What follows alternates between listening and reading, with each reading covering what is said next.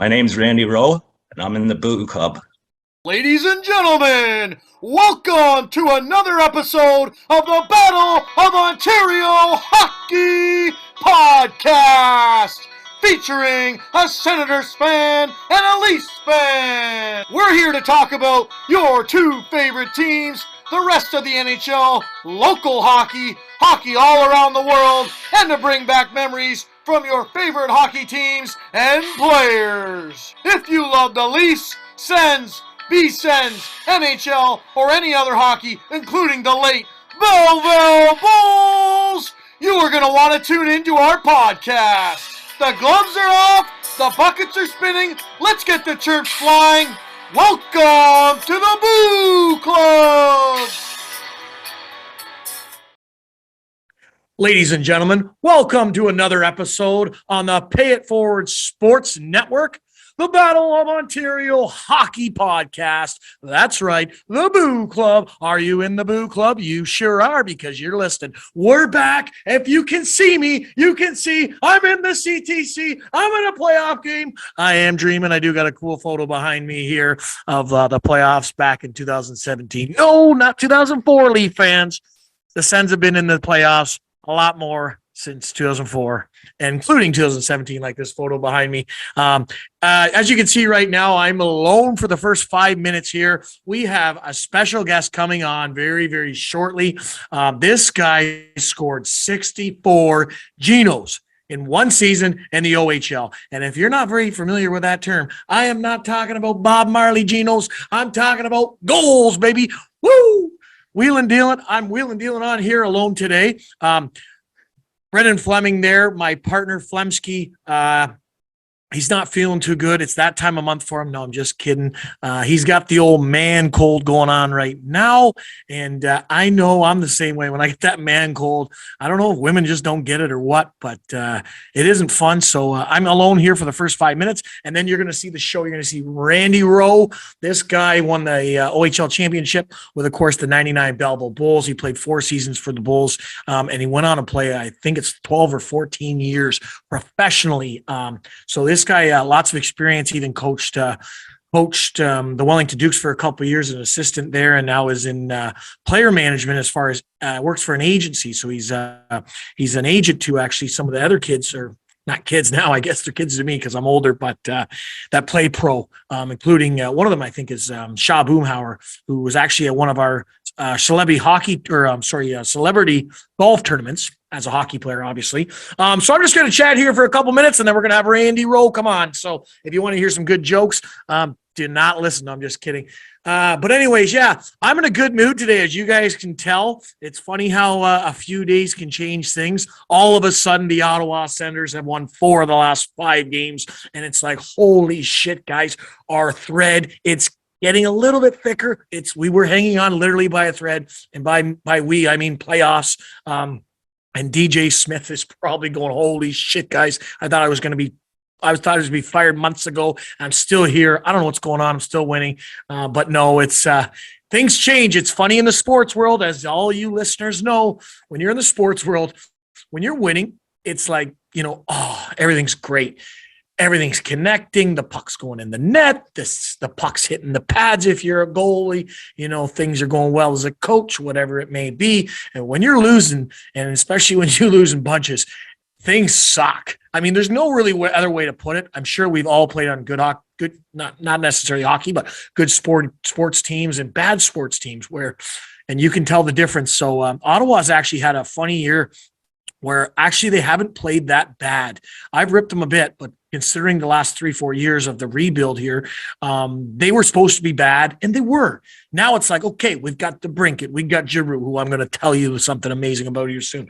And if you haven't seen it, you got to see this clip. But anyways, when things are going well, they're going well. So Ottawa's actually, I think it was, as far as like statistics go, besides actual standings. So what I'm talking about really means nothing, but they were 13th in the league. And then standings wise, I think at this time, it was last week, they were in like 29th. So basically what that means for all you people that don't know how to read, it just means that they should be doing better than they are. They're actually not as bad. Their stats aren't as bad. It's not like they're getting blown out every night. If they're losing, they're losing by a goal, kind of thing like that, right? And they're not scoring on the chances that they should be. Pucks aren't going in, all that stuff, right? So someone's trying to call me, and guess what? I'm probably not going to answer. I probably should have answered because it was spam. Wouldn't that be something? Hey there, sir. How are you today? Actually, funny, I got a spam call last summer, and you know what I turned that into? I turned that into a sponsor for Pay It Forward Sports. So that helped get some kids into sports, which we had 30 kids this past season or year, I will say, multiple seasons of sports into sports. So we're happy about that with Pay It Forward Sports. I do have a couple things I want to talk about there before we get to Randy, but just want to finish with Ottawa. So Ottawa won I want to talk about their last two games, okay? Because they won their last two games, but they won in fashion. And this is where I think that the year has changed for them. Brady Tkachuk has just been the Mark Messier, the Jonathan Taves of 5-10 years ago. Just the leader. He's just playing awesome hockey. He has more than a point per game. I think the stats, everyone's talking about Marner. I'm not going to talk about too much of the Leafs right now, but I will talk about Marner in a second. But Marner, just to compare, Marner has one, maybe two more points than Brady Tkachuk, and Marner's on a 19-game point streak and absolutely lighting it up. It's the leading point getter for the Leafs. I mean, so Brady Tkachuk has 2 less games, and I think I don't quote me on this, but I think he's 2 less points. That's pretty damn good for a guy who's not a point getter. He's getting points. He's fighting. Marner, you get 0 fights, buddy. You better pick it up. Brady Tkachuk and Trouba. There's another guy I'm going to talk about in a second, but they fought. It was awesome. It was like it was planned. It was like it's a boxing match. Mike Tyson, Holyfield. They didn't bite in the ears, but they had lots going on. It was pretty cool. It was right in Madison Square Garden. The best arena in the world, they say. Of course, if you watch wrestling, they say that. But it was right at the center dot. I thought it was pretty cool. And that got the Ottawa team. It got Ottawa going. Ottawa was down by a goal. And for any Sens fans, anybody watch hockey game or the Sens this year, whenever they're down by a goal and it's like last minute to play and they pull their goalie, they don't score. They get scored on every single time. Every time. Except last Friday when they were at Madison Square Garden, the best arena in the world, as they say. They ended up tying the game. Guess who got it? Brady Tkachuk. And that actually gave him the Gordie Howe hat trick. And it actually at the same time tied him. So there's a lot to go on with this. It tied him for the most Gordie Howe hat tricks with Gordie Howe. Gordie Howe actually didn't have a lot of Gordie Howe hat tricks, which is kind of funny. I think it's just that style of play. But yeah, he didn't have as many as you think. I don't know the exact number. I forget it off by heart. I'm not looking it up, so don't ask. No, I'm just kidding. The coolest thing about this, so then he scores he scores now. He already had an assist. He already had that fight I was telling you about. And then he goes on and they go to overtime and he scores in overtime. A beautiful goal. And I love it. For anybody who played with me growing up and all that, anybody listening, I love the backhand 5-hole. It was one of my patent moves. I'm sure other guys scored it. Bonnie scored 2 weeks ago against the base with it. I was like, Bonnie, you're stealing my move, bud. But at least he moved his feet. So he got something going there because I'm always chirping Bonnie because he doesn't like moving his feet. Anyways, Bonnie plays my Saturday team, guys. So just like to bug him. But, you know that little redhead guy that slashes everybody? Yeah, that's Bonnie. You guys, if you've seen him, you know him. Anyways, the funny cool is, so Brady Tkachuk played probably arguably one of his best games. Leadership, finally tie it up, scores in overtime, Gordie Howe hat trick. The coolest thing was, so the next night, Ottawa's playing San Jose at home. San Jose was waiting in Ottawa on Friday night. They didn't play. So old captain, probably the greatest year, I'll say 2016, 17, that anybody had ever played. I want to say, if you were to take 1 month or two and go, who played the best hockey ever? It's probably Erik Karlsson in 2017 playoffs. The guy was on fire that year. Anyways, old captain. Guess where he was? Actually, he was at home, at his Ottawa home. So maybe he'll get traded back there. Probably not, but you never know. Who was there with him though? Hall of Famer Daniel Alfredsson. So that's pretty cool. You got the Hall of Famer Daniel Alfredsson. You can't see my fingers, but now you can. And you got future Hall of Famer, maybe Erik Karlsson, but the guy was so good in 2017, guys. So 2 ex-Senators captains watching the hockey team together. Daniel Alfredsson's kind of back in the mix, and watching now the new captain, Brady Tkachuk, putting on a show. How cool is that, guys? Honestly, whether you're a Sens fan or not, you still got to think that's pretty damn cool. And so now and then actually Ottawa went on, and I'll finish my story here with the Sharks the next night. They go on, they end up pounding the Sharks 5-2. It was a really good hockey game, though. They scored some goals late. The coolest thing, though, was the Sharks were on a 4-on-3 power plays. 4-on-4, Ottawa took another penalty. And one of Hamonic blocked a shot with a stick broke. And now it's a 4-on-3 with only two guys have sticks. I mean, you should score 99%. You should score. If I'm coaching them, like, you should score 100% of the time. Like, there should be no excuse. Anyways, San Jose had it felt like 6 glorious chances. Ottawa did everything to keep it out. Forsberg was awesome. And then finally the other guys all come back on the ice. And somehow Big G, Ottawa's second captain, who I know is absolutely loved in Philly. And my buddies that are Philly fans just adore this guy still. And I've really caught on too. He's probably one of my favorite Sanders now, to be honest. And he goes down and he gets a breakaway right after this. It's directly after this huge kill, right? They score there. It's 4-3. It's a hockey game. Anyways, he gets a breakaway. What does he do? 20 feet out or whatever. He winds up for a slap shot and goes top tees. Talk about see you later. The game's over. Woo! The crowd went wild at the CTC. Mark Goody even saw it firsthand in his box because he's rich. Not like all of us. We had to watch it on TV, but he loved it. If he remembers any of it, probably a few drinks flowing that day, Mark Goody.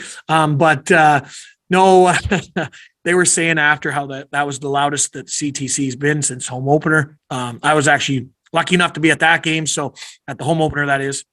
So it's good to see Ottawa's doing well, 4 or 5 points. Having said that, these games mean nothing if they don't keep this going because there's still 3 games under 500. There's still 6 or 7 points back from a playoff spot. All I'm saying is, guys, I'm saying it's doable. They're still hanging on by a thread.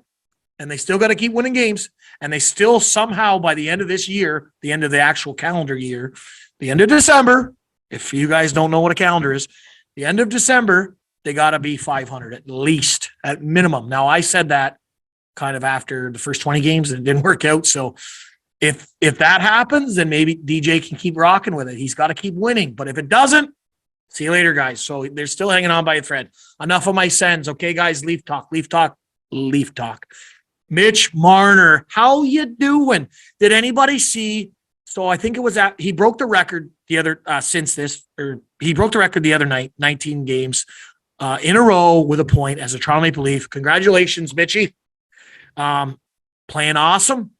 Again, Brady Tkachuk only 2 points behind you. But no, take nothing against Mitchie. I do want to say, good for him. He ended up getting a goal on the empty net, I think it was, to tie the record at 18 with 2 other guys. And then when they came into the dressing room, all of the Leafs were kind of hiding. And I think he was late. Probably I don't know why. I'm guessing first star or interview or something. Anyways, he came in and he did like it was almost like a Conor McGregor swagger kind of thing. It was kind of cool. And they just dumped water on him. I mean, we could say it'd be champagne, but obviously not. And he just loved it. And he's going wild. And honestly, I'm not a Leaf fan at all, as you guys know, but I thought it was really cool. So, and you know what? Well-deserved. Good for him. He's taken a lot of criticism, especially it was a month and a half ago. Everyone was giving him shit. Remember in Anaheim, guys? Good on him. It's always good to see these guys return and have success.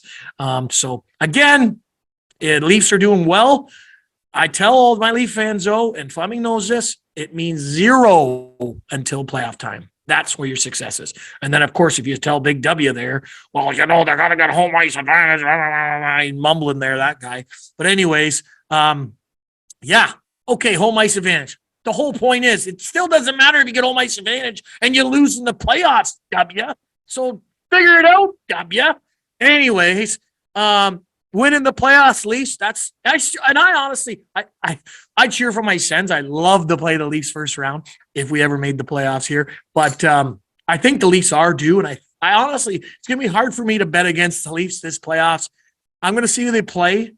Boston's hot as a rocket. Like they're just flying. I mean, every time they play a top team, like, okay, they're gonna lose. I think they've lost like 4 games this year. It's unbelievable. And then I bet against them. I think, was it Tampa Bay? They played the other night. I bet against them. Nope. Not a chance. They smoked them. But anyways, guys, we've got Randy Rowe coming on. Randy's a great guy, still in the Belleville community, was not born here, was not from Belleville, was drafted here to the Belleville Bulls, spent 4 years here, played 14 years professional hockey, and he's back. Why? Because he loves Bell Vegas, just like a lot of people that listen to this podcast. But anyways, guys, hockey, it's fun again for me. But if the Sens lose again, it might be grumpy next time you see me. Anyways, guys, until next time, hopefully Fleming is over his time of the month, and Brenda is back for the next show. Ladies and gentlemen, now entering the podcast. All right, guys. Today we have on a goal-scoring machine. This man is an OHL champion. He was a part of the best hockey team in Belleville Bulls history. In his final year in Belleville, he scored a whopping 64 goals, leading the league in scoring by 14 goals that season.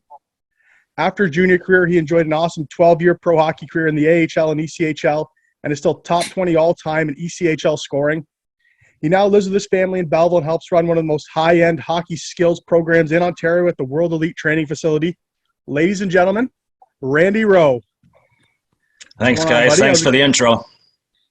No problem. Well, thanks for coming on, buddy. We appreciate it. We're excited to have a chat with you here. Another one of our famous Belleville Bulls from the '99 team too, which is always fun to chat about. The champions of the OHL. Oh, thank you. All right, Flem. What do you want to start with, buddy? So, you want to start with maybe before maybe playing minor hockey and then making your way to Belleville. How did all that come up? I'm from a little small town, probably about 1,500, Burford, Ontario. So I started playing in Burford, about 4 years old. And then after that, I ended up going into AAA in Brantford, played there for a couple years. And then actually my draft year, I played Junior C for the Paris Mounties, and then got drafted with the Belleville Bulls the following season. Came up to Belleville, and that's where it all kind of started. Now, your first year on your hockey DB, I said it looks like Papineau, Chichu, and Dan Cleary are on the team. So how did that mix come together? Because I didn't even remember Cleary playing with that group. So how did that all go down? Cleary got sent down around Christmas time or just after Christmas from Chicago. I think he had his 10 games in, and they had to make that decision to keep him or bring him back. So they figured it'd come back and, get some more confidence and go up the following year. Yeah. So when he comes back, that's got to be a big boost to the team. Are you guys thinking you're going to make a run that year? I don't know if you're thinking that far ahead as a rookie, but I mean, is the pressure kind of on the boys at that point? Yeah, I was fortunate enough all 4 of my years here in Belleville. We had lots of good players run through there, and Cleary coming back, a lot of expectations of, how's he going to be in the dressing room and all that stuff. And I think, he came back with a great attitude, and we thought we would have a chance, but, the hockey world, crazy stuff happens. Yeah, for sure. So just looking at that too, you play with some really, you scored 64 yourself, but you play with some really good guys. Those few years you were in Belleville, like Dan Cleary, you got Papineau, Wellwood. There's Chichu's in there. He scored 50 in the NHL. Were they all kind of different as far as the way they played, and not only the way they played, but off the ice? Was there anybody with some character, or were they all straight shooters? And well, the guys like to have a lot of fun, but majority of the guys, their style of play brought a little bit different. And I think that's what our success was over those years, as everyone had a different role. Yeah, for sure. So I assume we'll get back to the 99 year in a minute here, but I just got to ask, Randy, how the hell did you score 64 goals in the OHL, man? That's just unreal. Was just everything clicking for you that year? And what was the ride like? It was great. After you never think you're going to have a season like that, but playing with Kyle Wellwood and Branko Radovojevic, they had, Wellwood was probably one of the best passers I ever played with. And then, Radovojevic was high energy, and we just had good chemistry together. Now, did you play with those two all year, or was it kind of like a mismatch of lines? Almost all year. I got hurt at the start of the season when I went to Calgary Flames training camp with an upper ankle sprain. So when I first got back, I didn't know exactly how I was going to feel and who I was going to be playing with. But no, we hit it off right off the bat. Any superstitions or anything like that? Did you start, taping your stick weird or listening to a song or something, and then all of a sudden it's like, hey, I scored tonight, or maybe you're, and then do it again and again. You hear some guys doing that, and, they just keep doing the crazy stuff because whatever, it's working, right? Yeah, I wasn't too bad in the superstitions. I think, I always put on my left skate first, and then tied it up, then did my right skate, but nothing too crazy like that. No funny pregame meals or, No, not really. I just, I had great billets my 4 years here, and, they set up the meals, and I wasn't really too picky at all with them. Oh, that's good then too, right? If you get good billets that are going to cook for you and look after you, then I think that goes a long way too, right? Because I know there's some guys, when they go to junior, it's like their billets don't prepare as much as they should, right? And it's like they're on their own, like, well, what am I going to eat for dinner, right? Especially for young guys when they're 16, 17 years old, they're used to mom's cooking until then, right? So yeah, that's right. I think thinking about it, the only superstition I kind of did have was at night, every night before a game, I would have chicken noodle soup and add some garlic in there, and that was probably my only superstition that I got going, and that started around Christmas. So is that like a midnight, like before bed kind of thing? Yeah, just before I went to bed every night before a game. So chicken noodle soup. Okay, so when I play hockey on Saturday, also chicken noodle soup. Chicken noodle soup, yeah. No, Friday night, Broeky. Yeah, Friday night. Did you have any monster games? Like you had to have like a 4 or 5 goal game mixed in there that year. Like, did you have any big nights? I think I had 4 goals the one night. It was probably one of my biggest nights, but I think that year it was just a consistency. I never went too many games, without a goal. So I think just having that confidence after the first, you get 10, then you get 20, then it's like everything just starts to come together. Now, after that year, that's when you turned pro. So, I mean, what's it like coming off a 64-goal season in the OHL, then headed up to the ECHL or AHL, wherever you landed? Like, you just feel like you're the man at that time and you got tons of confidence, or you're like, are you still, are you a little rattled because you're playing pro now kind of thing? What was that adjustment like for you? Well, it was a big adjustment, moving to, down to the States, just getting adjusted to, playing with, 30, 40-year-old guys back in the day. Like, we had a couple guys that were late 38s and 40, and I was 21 at the time. It was developing and just trying to get used to the pace of the intensity of every single game, because everybody at that age was just before the strike, and all the older guys were getting the opportunities to get the call-ups and not some of the younger guys. But then, so it was, you just battled for your spot every single night. What was the ECHL like the first couple of years? Like, because that's where you were the first couple of years. I mean, were there a lot of fights? Like, is it a tougher league than the AHL kind of thing? Like, just kind of what was it like the first few years there? Well, that ECHL, like I said, it's a meat and potatoes league type of league too, right? So everyone's trying to make an impression to get called up. Everyone wants to get called up to get to the next level. In the first couple of years, we had a really tough team in Peoria with some, legit heavyweights. So it kind of made my job easier because, up at that level, they have a job to do, and they don't want a goal scorer to be fighting or to get hit bad, because that's their job, and that's how they earn their paycheck, by having their role. Yeah, for sure. So year 3, it looks like in the Coast, you get called up to the St. John's Maple Leafs. What was more fun, the game or George Street afterwards? Yeah, that was my hotel was right connected to the rink, right downtown, just off of George Street. So, and just being in a Toronto Maple Leafs jersey, basically, being down there, and a lot of good players, and just the adapting to that speed at that level too, just trying to get used to it. But George Street was a lot of fun. Yeah, Mile 1 Arena. That's awesome arena, right? It's right. I think it's just the street over from George Street. Yeah. For anybody listening, and I don't know if Flem knows this, but George Street is basically like the downtown Belleville, but every place is a bar or restaurant, even upstairs, downstairs. Like, I don't know how many are in there in that little area. There's probably like 50 bars, so you can definitely have a night or two out when you go down there. I know when I was there, it was awesome. Bar hopping at its best for Canada anyways, I'd say.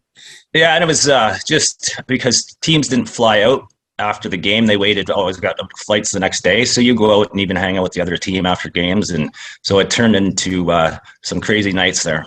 Oh, I imagine there's some really good stories. Now, how did they treat you? Like, were you guys kind of like the kings of the city? Were drinks on the house sometimes, or?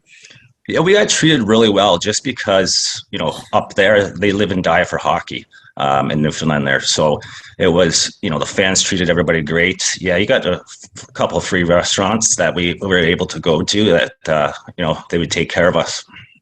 And you had some guys that you played Belleville with on that team, like was Wellwood and Newbury were on that team too, right? Yeah, so it was neat to see those guys again, and it had give me a little comfort to go in there knowing somebody. So. Yeah, for sure. Well, I'm sure. I'm sure Newbury. Did you tell me you got to play on Wellwood's line right away? Like you got to go. Hey, I put up 64 with this guy. Like throw me up there or what? Yeah, well, he was a rookie at that time. Newbs was a rookie at that time in the AHL, and then me and Wellwood would talk to the coach and say, "Hey, can we get on the same line here and there?" We played in the power play together. I actually played played defense on the power play out there. Oh, really? In the AHL when they called you, or when you got the call up, you played on the power play or D? Sorry. Yeah. They just did you do that when you were in the coast too? Before that? No, that was the first time I got put on D, and I guess they had confidence in me, and I had my shot and released. They really like to see that going. So how did it work out for you? Did it work out well, or what? Like, did you like it there, or would you prefer kind of being on the sidewall? No, I didn't mind it because he just kind of did an overload up top, so I'd always kind of sneak down towards the boards and get that shot off. But other than that, always playing with an offensive defenseman that's out there, so he would always cover my ass if I made a mistake. So, well, just try and get an opening for Wellwood, right? If you got a guy like him on the ice. The crazy talent he had. And maybe that's one thing I'll ask is, what was it like to play with a guy like him? Because we've asked other guys, and they're like, he's kind of like not in a negative way, but like a Phil Kessel kind of thing where he's got so much talent, but like maybe not as much drive off the ice. I don't know. I don't want to chirp the guy because he's unreal, but you know what I mean? Yeah. He was very low maintenance. Just did what he had to do to get out there, and but he was just so talented, and his vision on the ice was something I've never seen. Yeah, for sure. Yeah, no, and I remember that when he was back in Belleville too, and I still think Belleville when they traded him, they lost the trade because did he not come back? Was it Windsor where Spezza was? Yeah, he not come back for that other year, and then Belleville lost Spezza. So I still think that trade didn't work out in Belleville's favor. They should have kept Welly, but yeah. Well, Wellwood is from Windsor too, eh? So shoot, I didn't even think about that. So he probably wanted to go there. Yeah. One question I had about you, Randy, and this may just be the stupidest question of all time, but when the composite sticks coming in, like, do you feel like that because you were always a shooter, like with the wood sticks, right? So do you ever feel like that gave some other guys like maybe an unfair advantage and like caught them up to your shot a little bit, or did your shot improve like a lot when you guys got the composites in, or the one pieces, I guess? Yeah, it took a little bit to adjust to it, but you practice every single day, so it took me probably a week or two to get used to it, and we always had to use CCM or Reebok sticks. So I think that was the biggest thing. And I was always, trying to get used to those because I've always used Easton all the time. Oh, really? Okay. That's actually a good question because that was like, when did those sticks come out? When you would have already been playing pro, right? Because they would have been like wood sticks and maybe shafts back in Belleville or? Oh, yeah. It wasn't my first year, it was wooden sticks, the old cohos. And then. The old cohos. Yeah. And then I think my second year, the two pieces came into play. And I think my first year pro was when the one pieces came in. Oh, okay. Yeah. So it's funny how everything transitions. And now you go out and you look and like some sticks are $400. One guy on my team told me he saw a stick for $450, right? That's crazy. Like probably back when we were kids, well, especially when you were, wood sticks were like $20, Yeah, and they thought that was expensive back then. Oh, yeah. I remember when I was a young kid, my dad would save up the Canadian Tire money and go, hey, you got $10 now, Jeff. Go buy a stick. Yeah. How long were you in line counting that for, bro? He just 5 cents at a time. Well, my old man, he held on to his money a little tight there, but I got to play the game. So, but yeah, anybody else that kind of stood out when you played in Belleville? I was bring it back to Belleville here for a minute. Just that maybe was like, as you get to practice with them every day and you play with them for a few years, that was maybe undercover and didn't maybe get the recognition or, that we haven't talked about or thought of before that was really good and maybe you're like, holy, this guy's better than everyone thinks. Is there anybody you can think of? We had every guy brought a different element to the game. So there's a lot of guys I was proud of. We had Radovojevic. I played with Bronislav Mezi, two guys. Mezi was, he was a big boy. And then I was lucky to play with McCormick, the Noobs, Wellwood. A lot of talented high-end players. So. Oh, yeah, for sure. Yeah, I forgot about that Mezi. He was like a 6'7" defenseman. Wasn't he like a real big boy? Yeah, I think he was probably 6'7", right around there. Yeah. Just a little bit shorter than Chara, probably. Yeah. I think he went top 10 in the NHL draft, too. Like, I think he went like 10th overall or something like that. Yeah, he went early. Like, I think it was by the Islanders, and he ended up making it his first season down there. Really? Because isn't that where Chara went, too, was the Islanders? Wasn't he not? Yeah, I think so too. So they must like the big defenseman. Then. Big defenseman, yeah. Go ahead, Flem. Oh, I didn't have. Well, yeah. I would say so. Let's go back. Let's go back to the year you guys won in Belleville. So I mean, like, let's just kind of start from the start of the year. Like going into it, do you think you guys are a contender, or just kind of talk about how that year played out for the boys? We knew we had a good team. A lot of things fell into place at the right times for us, and we got hot at the right times. And I think, like I was saying, everybody had a different role, and everybody just wanted to win. So I think those are the most important things. When you have depth, you have character in the dressing room, you have a little bit of everything, and so it just all comes together, and it happened at the right time. Now, was it Corey Campbell's the goalie that year, right? Yeah. And wasn't he was a rookie too? So I mean, like, I don't know. I'm just looking at the DB. Like, it looks like there was practically no trades that year. Like, you guys just kind of kept the same team all year. So did you guys have confidence in Campbell back there? And how did his year kind of progress? Well, yeah, he came in and then, as being a rookie, he never got too many starts at the start of the season. And then he just took off, and, you ride a hot goalie, and that confidence that he kept on building throughout that season. I don't think, it's one of those things where you don't think a rookie goalie can take you that far, but, he did everything that he could. Yeah, got the job done, right? Which is sometimes you need those unsung heroes on a team to get you to that next level or to win the championship, which you did. So what about Lou Crawford? We got to maybe chat about him. Definitely a character. I know Lou personally, and his son's always a fun guy. But when he coached, especially that year, was he like players coach type, or was he more of like a Scotty Bowman where you don't like him 364 days a year until that day you win and it's like, oh man, I love you, that kind of thing, like, or somewhere in between? No, Lou was a great communicator. He was probably one of the top coaches that I ever had during my whole career, and he made the games, practices, whatever we could do to have fun. Like you said, he's a character, and he's great guy, great coach, great hockey knowledge, and I think that's why he's still involved in the game with scouting now. So, yeah, I think is he with Vancouver, or LA, something like that? Is Vancouver? Vancouver. Okay, I thought so. Yeah. And I think he was involved with the Tweed Oil Kings there last year, but I thought that was good. Well, his son plays, right? So good on him for helping them out. But he was Lou's a great guy. Another one. Chris Rutledge was always around. I'm sure there's lots of stories. We actually heard from another guy. He would have been played before your time, but he said that when you go into his house, rookies weren't allowed to go or something like that.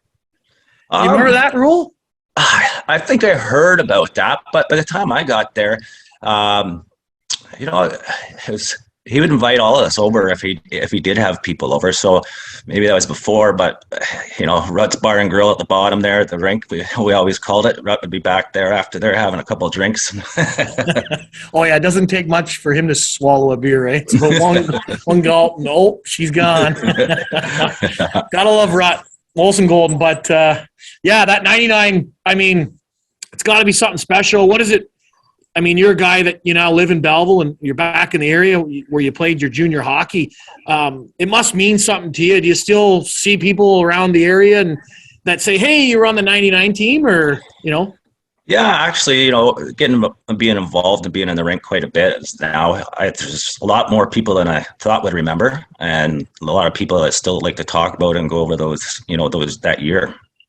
Yeah, for sure. Well, it's definitely something special, and it's too bad the Bulls left because, I mean, Hamilton won, I think, 2 OHL titles since they've left, haven't they? So, Yeah. I mean, it would have been cool to have maybe a couple more, but at the end of the day, at least Belleville's got the one there that you guys won. So, I mean, that's always something that I think you guys can cherish, and maybe one day the city can honor you guys for that a little bit more. I know there's some signs around town for like the 59 McFarlands, which there should be, but maybe there should be another sign to go with that for the 99 Bulls. Do you not think? Yeah, I think that'd be a neat little thing. I know we got recognized there for our whole team got inducted to the Hall of Fame there. That's in the Sports and Wellness Center there. So slowly, and a lot of the people say they wish they could, get a kind of reunion going with that whole team and bring all the guys back and just kind of shoot the shit about everything. Yeah, for sure. Well, I definitely think it's deserving. And then you guys did you guys get in a trip that year? Was somebody else telling us that, Flem, afterwards, or? Yeah. You told us at World Elite we were there. Oh, was it at World Elite? Well, we've talked to a bunch of guys, so I can't remember. Yeah. Yeah, no, Doc Vaughn, great guy. He treated us like gold. And that was one of the things at the end of the year. He took the whole team down in the Bahamas, and we had a blast for, I think it was 3 or 4 days there. And what happens in Bahamas stays in Bahamas, I guess, eh? Yeah. Never got one story from anybody about that. No, that's what yeah, that's what I was trying to dig something up, but I don't blame him either. So Randy, going into round 2 against Ottawa the year that you guys won, so because they're hosting the Memorial Cup that year, right? So I mean, right away, I'm assuming business is picking up come round 2. So does that have like a big series feel to it, like right away, right from game 1 for you guys? For sure, the way that Ottawa played, and they had a team similar to ours. They had a little bit of everybody on that team, tough guys and some skill guys. We knew that was one of our main goals, to keep our game, like that series, rolling, and to advance to get to the Memorial Cup. That series give us a lot of momentum going forward and give us a lot more confidence moving forward. No, just to take them in 5 games too. I mean, that's the crazy thing. You take the team that's supposed to be number 1 and they see each other 5. So what was the atmosphere like especially back in Belleville? Because I assume the Hex sign was going full blown. Was it just a madhouse back then, especially for that series or that year in particular? Yeah, it was great. I remember playoffs, there was only standing room only. And, they did have the Hex. They had the bowl going all the time when we scored. And then I think that's, the fans treated us unbelievable, like my whole 4 years here. And we had a lot of support, packing the house as much as possible, especially in playoffs. And back then, when it was like standing room, it was like 4 deep, I remember at times. Even the NHL game, I went to the exhibition one there a couple months ago, Toronto and Ottawa, and there was like maybe one person around the rink, right? Where like when you guys did it, it was jammed. Like you wouldn't even be able to walk back there, which I guess fire codes and all that have changed in 20 years or whatever. But it was just something, one of those memories that's just unbelievable. And the Hex too, we always talk about the Hex. We've talked about it a few people because it's like, how the heck do you get away with that? I'd love to see a team try that now. I know. Yeah, just remembering back, it was before they did all those renovations, the balcony that was up top there. I remember there was like 4 people deep. Oh, yeah, for sure. Yeah. So, I mean, so going into the finals that year, going up against London, I mean, do you guys think you're a favorite going into it? Or what are you personally thinking going into the finals? We got up. It was a crazy series. They had we didn't take anybody lightly in playoffs because you just never know what's going to happen that time of year, and especially when obviously we knew that they were very talented because we making it to the finals and the depth that they had too. I think that was the biggest thing with all 3 of the teams. Ottawa ended up winning it that year, the Memorial Cup. But, like I said about their depth, London, they played at the old London ice house there. So they had, home ice advantage when we went down there because that place was just loud as ever in there. Was it an intimidating place to play? Didn't they have Erskine on that team? Like John Erskine, he was a big Yeah, He was a big rugged defenseman, right? They had a few guys. I think it was Jay Legault. Then you had up front, they had Rico Fata. Yeah, they had a few heavyweights on that team too. But then they also had that speed, like Rico Fata. I've never seen anyone skate like that before. I remember Renzi was going on about Rico Fata on our podcast, and what was he saying? Renzi loves him. Oh, yeah. I just hate that guy today, or something. He was going on. Well, so here's a question for you. He was the best Italian in the OHL, so Renzi hated him. That's why. Yeah, That's definitely why. Jealousy, eh? What was it like to play 3 years with Mike Renzi? Oh boy, some of that. He should have his own television show. He's just hilarious, eh? Some of the things. Obviously, he's a funny one. Was there any other guys that you play with in Belleville, or even pro maybe, that were like on a Renzi level, where they're always doing something funny or telling a funny story, or that you can think of? Oh, he was one of a kind. Oh, that's for sure. Still is one of a kind. Great guy, though. He was probably in the dressing room between probably him, Newberry, and Robinson. Those guys were being rookies at that time of year. Oh, no, it might have been their second year. But they were characters, that's for sure. Oh yeah, for sure. And what was Robinson like? Was he like, he was a character too? And so I just remember that speed down the wing. Oh. Yeah, he could fly. Yeah, he was a really good, he had different kind of sense of humor. So all three of those guys would probably, sitting in the dressing room just chirping back and forth at each other half the time. No doubt. So going into pro and just looking at your hockey DB there, I mean, you played quite a few seasons, it seems like, or a few seasons anyways, where you played kind of half in the coast and half in the AHL. What was it like to have to make that transition up and down? And during, the seasons you did that, was it like, I'm up for a couple months and then I'm back down, or was there a lot of transitioning back and forth kind of thing? Well, a lot of my issues, I got hurt quite a bit. Fractured my my spine, and then broken jaw, and then nose, everything like that. So it was just, being adaptable and coming back from injuries is what slowed the process down. So I never knew when my next opportunity was going to be to get back up, depending on how long these injuries were to recover from. Yeah, that kind of reminds me of when we talked to Papineau, that he had some injuries like that. It was the same sort of thing. You'd finally feel like you're getting some momentum, like you get called up here, and then all of a sudden, an injury happens and it sets you right back to almost square one again, right? Yeah, no, for sure. Froze broken. Now think about going to Germany or, somewhere over there, over to Europe. It crossed my mind quite a bit, especially near the end of my career. But then, my wife has a job back at that time that she couldn't really just pack up and leave. So I just like to stay in North America, where, she could actually come down and visit, or when I could actually get the holidays time or whatever we got off to travel back home. Yeah, so basically comes down to it where it's one of those things, if you would have done it maybe at the start of your career, might have changed some things, eh? Yeah, I know a lot of guys that really enjoyed it over there. I know Paps went over there for a long time. I think Newberry went over there for a year. So a lot of the guys, had good things to say about going over there. So it always made me second guess, should I have went, or should I just stayed? But was there some offers from some teams over there though? Yeah. Usually after my third year, I think every season I had teams calling for me to go over there. But oh, really? Yeah. Oh, that's cool though. No, it's always good. And so when you look, you played in a few places. What's kind of a really good spot that you really enjoyed playing at, maybe on and off the ice, and somewhere that you're kind of glad that maybe it didn't last as long, as far as city-wise goes, and maybe the team too? Well, I wasn't a big fan of Springfield, Massachusetts there.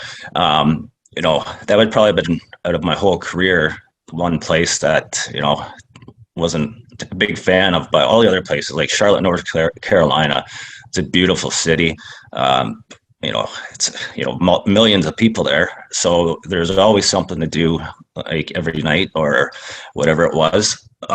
Then playing in Johnstown, Pennsylvania, is where the movie Slapshot was taking place, and it had quite the history behind it, and a great hockey town that a lot of people you drive through there, they're like, I don't know about this. And then once you got in there, the whole fans, everybody treated you like gold there.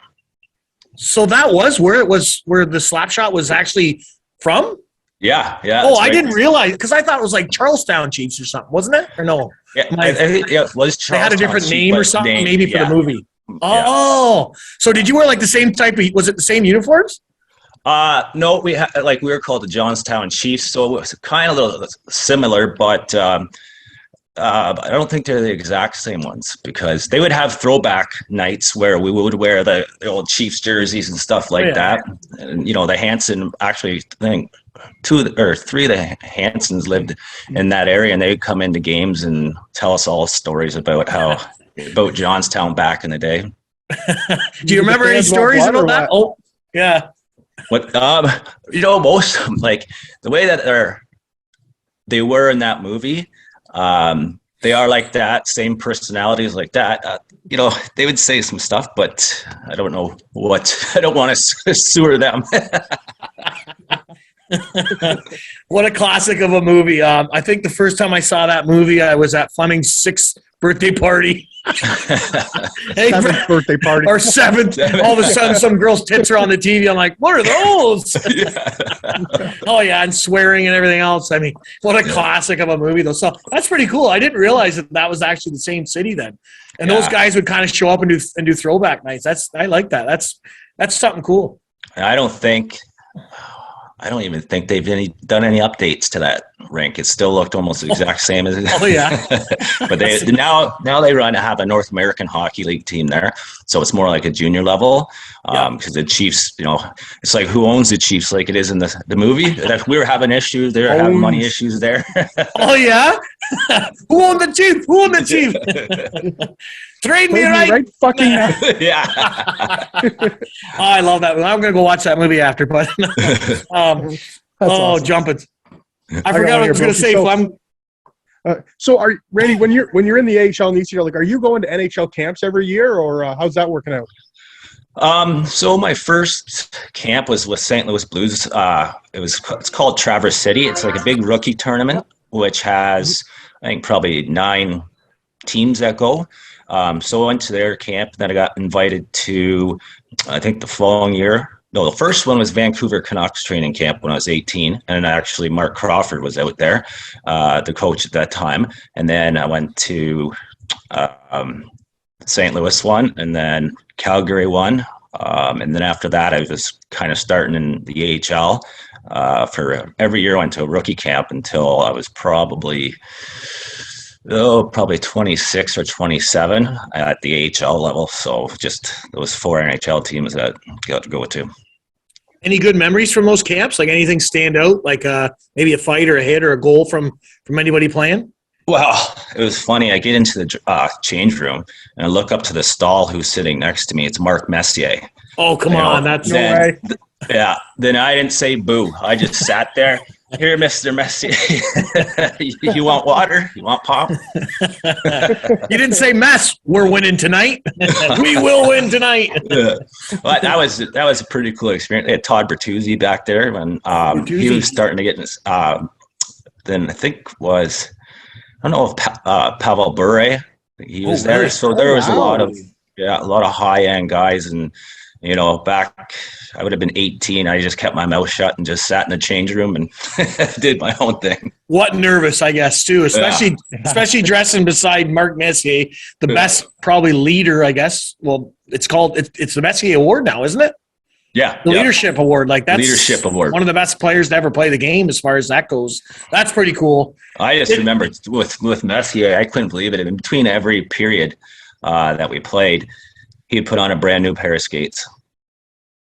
Really? Like, just, man, I don't even like changing my skates after 5 years. No, like, he just liked how stiff they were. And I don't know if it was just because it was the start of the season. He was breaking in, probably 9 pairs of skates. So when he has to wear them, he gets ready. Yeah, but that's still, man, wow, 1 pair is hard enough. Like, I thought you were going to say he tapes a stick after. I'm like, well, that's kind of, somewhat normal, but new skates each, huh. Yeah. Did he say anything to you that remembers, or just probably keep your head down, kid, or something? No, he was actually really good. Like, he had just told me a little bit of advice. Go out here, just all you can do is, give it all, because you're not going to get this opportunity, too often. So go out there and work hard. Yeah. Oh, what was Burry like? Like, how good of a skater was he? Was he just as dynamic as it looked back then? Oh yeah. He could fly. Wow. Yeah, I just always remember that one goal where he's coming down the wing and it's the first time someone drops it back to his own skate, kicks it up, and then dekes past the goalie and like the Burry goal or something like that. Like, yeah, he was unreal. He's so good. Mm-hmm. And he had, the speed, but he also had the hands and all that to go with it. Some guys, they can fly around the ice, but don't get too much done because, they don't have the hands or all that to put it all together. Yeah. Oh, for sure. Definitely one of my favorite players growing up. Like that guy had it all. Me. Yeah. Yeah. No, I like that.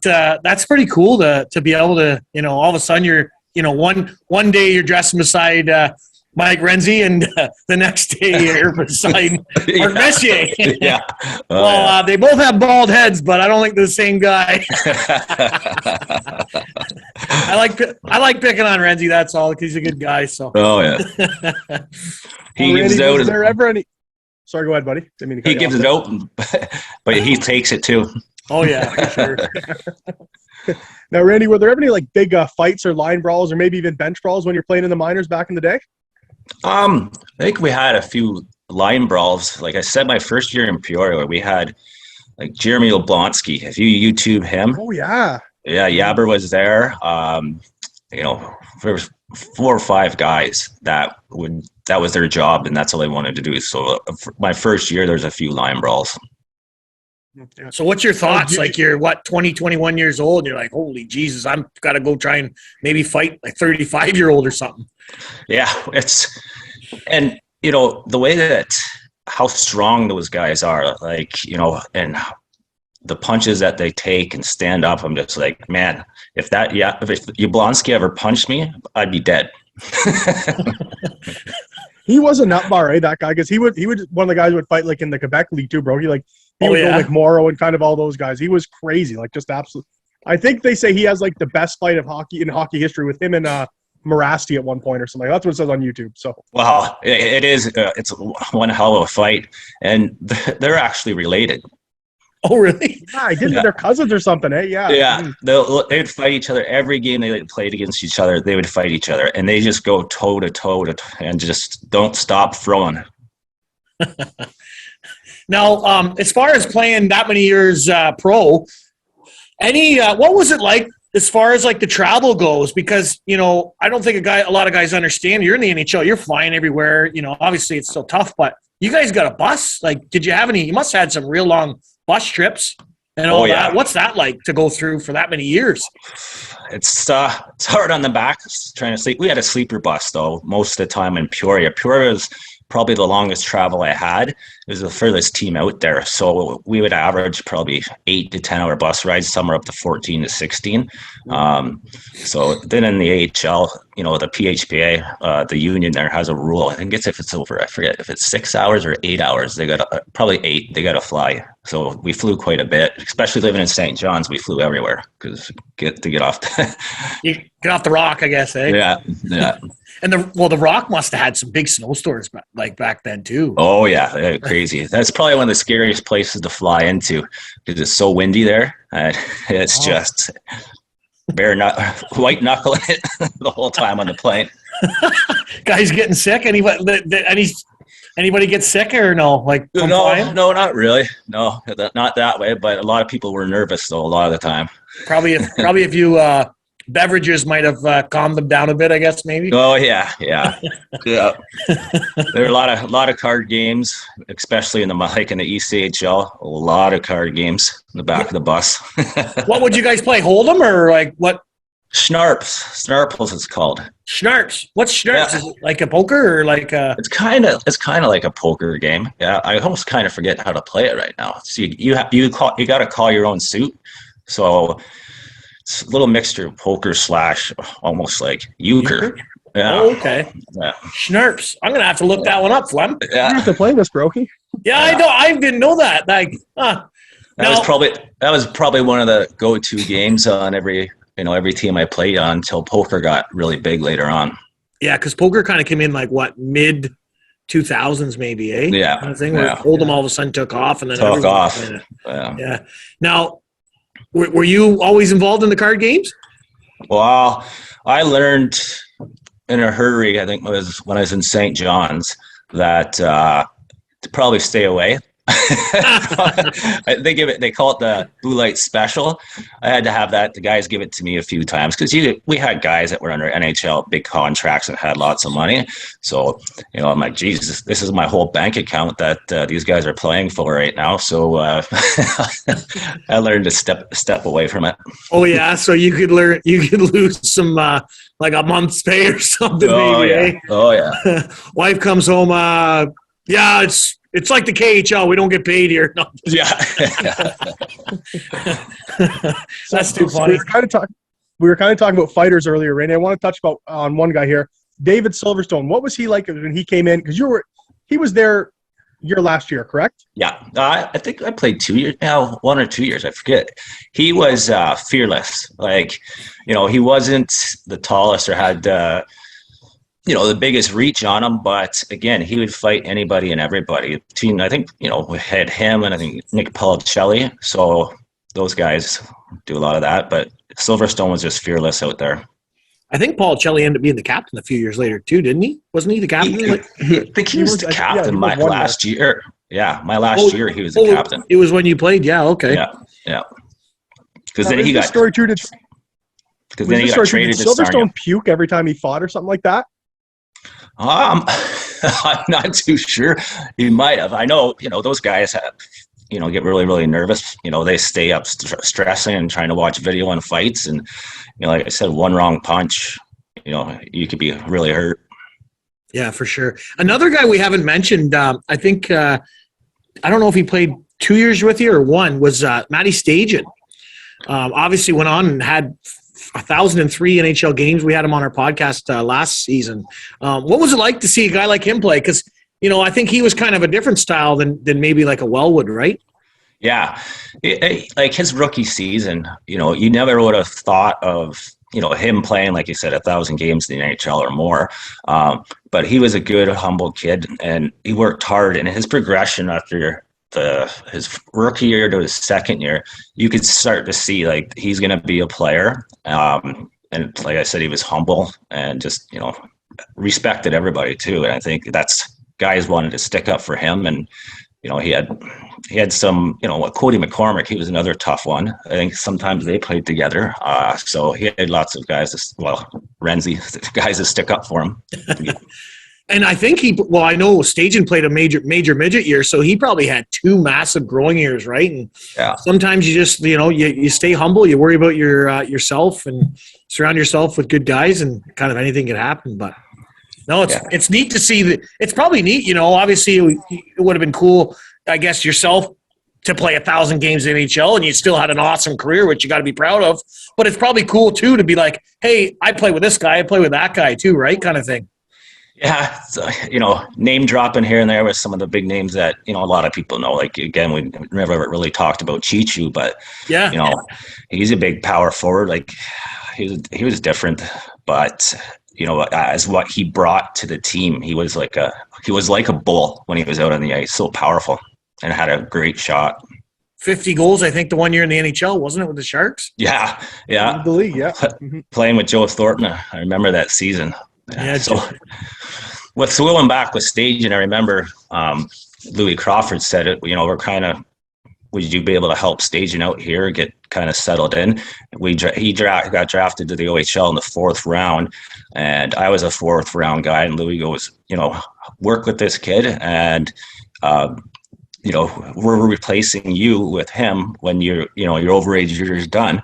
So we've kind of shown the ropes. Well, that backfired. I had 0 games. He's got 1,000 in the NHL. So hey, I think that's an assist for you, buddy. Yeah. You get an assist on that 1,003 game. We'll put that on Hockey DB. Yeah.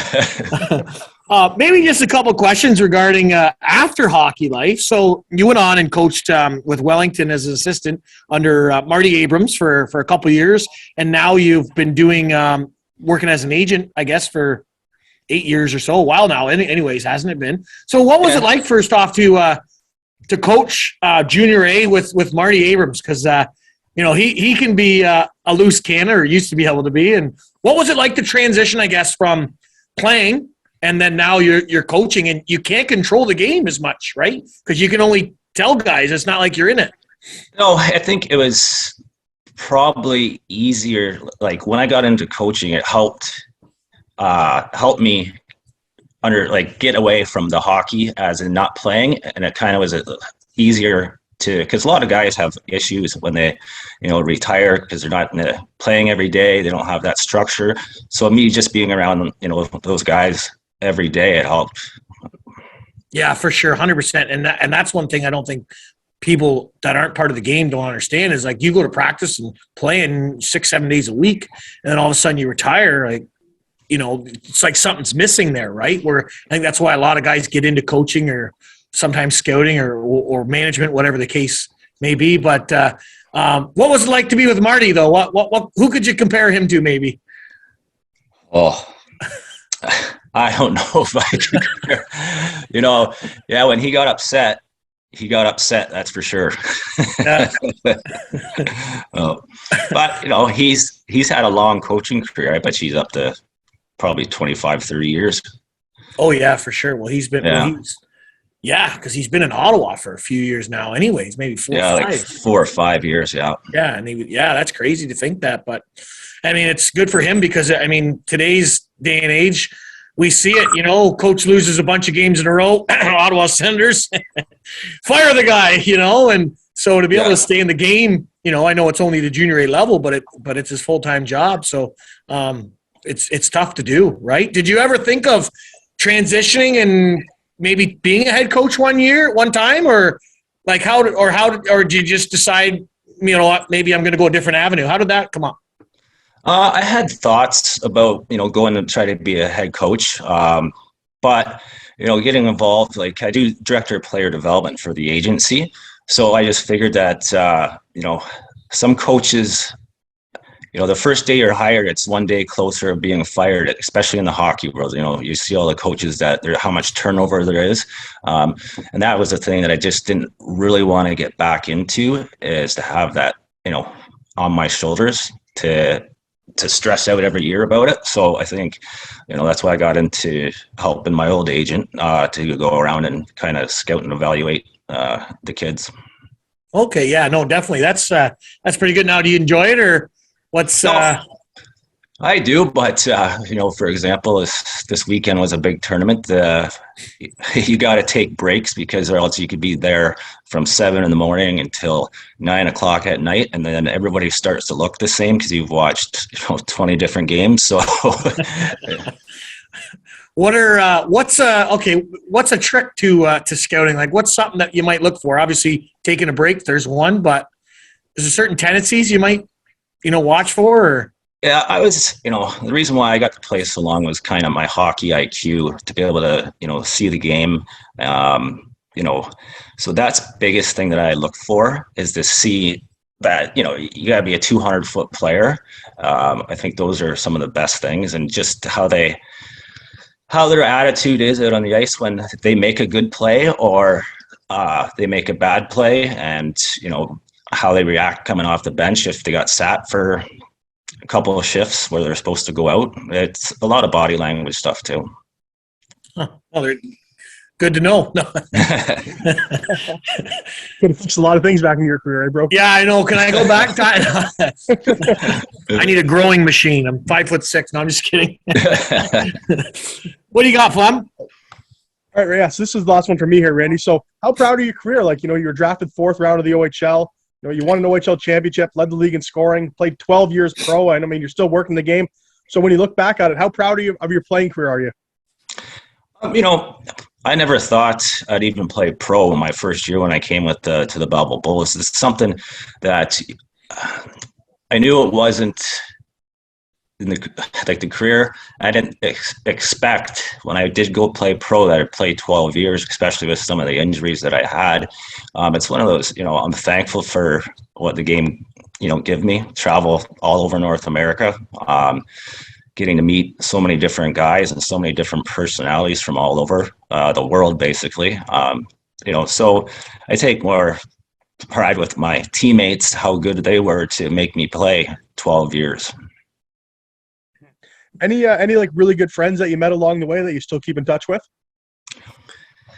Yeah, like me and Papno, we talk here and there, and we talk quite a bit. And I still hang out with Renzi here and there, and Newberry here and there. So it's one of those things.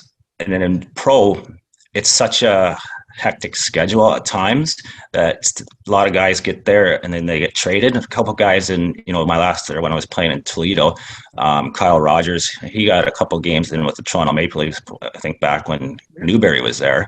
Me and him are really good friends still and communicate. And you know how life is, it gets so busy.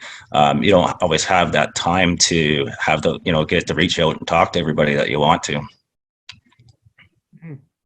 Yeah, for sure. It's no, I think, and that's what with Pay It Forward Sports, that's kind of what we're trying to do is we know that growing up, having the opportunity like yourself to play sports, not even just at the professional level, but just going through it and playing with childhood kids, it's the opportunity to learn new skills, to learn about losing, to learn about winning. And not only that, I think the most important one is to learn the friendships, to be able to create those friendships, right, through any level you're at. So I think we're all spoiled in that because we all had the opportunity to play sports. And, I think that's the best part. I know, when I look at guys I played with, you're still friends with them, right? Like most of my friends, and I'm sure you could say the same, are from sports. Probably 90% of them anyways for me, but – yeah, no, exactly. Most people when they retire, when they get asked a question, what do you miss about the game? It's always 90% of the time, it's the locker room, the being around the guys all the time. Yeah, for sure. So, all right. Well, no, that's awesome. Thanks a lot for coming on today. Maybe sometime we'll when everyone's not so busy, or even next summer, we'll grab a beer. We'll maybe grab a couple of the other local guys too, and we can take you guys out. We'll get some more camaraderie going, eh, Flem? Sounds great. Yeah, well, thanks a lot for coming on today, buddy. Flem, you got any other questions or? No, I'm good. Just want to say thanks a lot for coming on, Randy. You know what? We know everyone in Belleville loves you here, and especially the '99 team. Took it all the way, and one of the best teams in history. So, thanks very much for coming on, and it was tons of fun. Well, thanks for having me, guys. I appreciate it. No problem. Thanks again, buddy. Hey, guys, welcome back. Hopefully you enjoyed that interview with the Belleville Bulls legend, 64 Genos, Randy Rowe. Ton of fun. One thing I do want to talk about, guys, you're going to want to hear this. You are going to want to hear this. Do you want to be like one of these guys? You're like, who the heck are they? Well, they're at the Canadian Tire Center. And guess what? We've got two, not one, two bus trips coming up to see the Toronto Maple Leafs take on the Ottawa Senators live in Ottawa. These are coach bus trips. We don't take the school buses, guys. It's not like you're dropping your kids off and see you later. Hope I see you in a week. No, we are taking a coach bus. There'll be cards playing. There might be a couple tipsy drinks going on. There's a bathroom, ladies. I know they always ask that. Anyways, we're going to have a ton of fun, guys. March 18th, Saturday, April 1st. There's 2 games, so 2 chances to go. You can go to both. We'd love to have you. It's a ton of fun. My Ottawa Senators are 1 win and 2 losses, of course, against the Leafs in the three trips that I have done in the past. And I know I've already got contact with a bunch of people who've gone before and like, Jeff, I'm in. One guy today, I got 6 tickets. Another person, I want a couple. Another person, I want these. I want this. We just launched it last night. So it's been with less than 24 hours. Get your tickets, guys. Pricing goes as follows, and it's the exact same price for both games, $220. And that gets you a higher ticket in the third levels, but it's in the middle. So it's a really good view. And that includes I'll say all the tickets first. And then if you want a lower third level ticket, it's $260. And if you want a first level ticket, it's $350. So these prices all include all taxes, all fees, because you know how you buy tickets and all of a sudden there's an extra $10 fee and then there's another $4 fee for this, another $2 fee for that. It's all the fees. Okay, guys, it's your coach bus to the game and back. I'm going to be honest, and it is back. I've had people say, well, does that include return? Now we just leave you at the rink. Hopefully none of them are listening, but it's from Belleville to Ottawa and back. If you live between Belleville and Ottawa on the 401, sorry, we're not going to Tweed, guys. But if you live in Napanee or Kingston, somewhere along the way, we can arrange to pick you up. We will be stopping at least in Napanee, probably Kingston. I'm not sure if there'll be any other stops, but it is possible. So get a hold of us. Email Jeff at livefortodaytravel.ca. Check us out on Facebook. You can also message Pay It Forward Sports if you like as well. It's going to be a ton of fun, guys, and both these games are going to be sold out. The bus trips are going to be sold out. It's a blast. And I know there's other bus trips that go to these games. I'm going to guarantee something. Our bus trips are better. We have way more fun, and that's what life's about. We have a riot. And and it's usually a lot of fun too if your team wins afterwards, we'll say. I remember the one year the Leafs lost. I think it was the only time. Might have been 3 or 4 years ago. And it was kind of a quiet bus trip back, but it was funny. I got the people going. And then the last two, of course, it was Rip on Broeky Day today or that night because the Sens lost. But I take it with a grain of salt. There's usually a few other Sens fans on the bus. And, we have a lot of fun. So if you want to have a blast and you want to have a ton of fun and you want to see two awesome hockey teams take it on right before playoffs, guys, these guys might even face in the first round. They'll be wheeling, dealing. It's going to be a hell of a game. It'll be sold out. Get a hold of us, Pay It Forward Sports or Live For Today Travel on Facebook. If you want to send an email, JEFF@LIVEFFORTODAYTRAVEL.ca. Jeff at livefortodaytravel.ca. See, you guys didn't think I could spell. I can. And I got one question for you. Are you in the Boo Club?